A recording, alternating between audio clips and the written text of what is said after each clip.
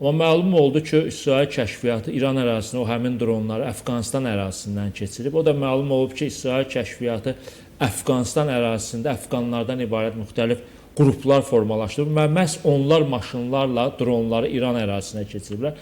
Başqa bir xəbər də ondan ibarətdir ki, Taliban rəhbərliyində, Əfqanistandakı Taliban rəhbərliyində bəzi şəxslər də bu işin içində olublar.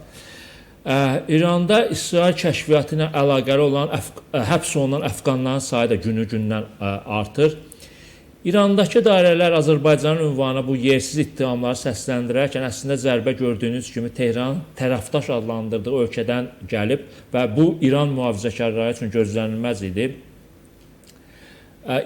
İran-İsrail müharibəsi davam etdiyi şəraitdə Əfqanistanın və dost adlandırdığı Tehrandakıların Talibanın ünvanına da yəqin bir müddət sonra ittihamlar səsləndirəcək. Amma hələ ki Tehranın başı müharibəyə qarışıb. Amma əgər İrandakı rejim müharibə nəticəsində hakimiyyətini qoruya bilsə, yəqin ki bu Əfqanistandan aldığı zərbəyə görə bir Talibandan da hesab istəyəcək və o da mümkündür ki, bilirsiniz ki, bu Əfqanistanda bu müxtəlif müharibələr zamanı xeyli insan qonşu ölkələrə köçüblər. Bunların içində İran da var.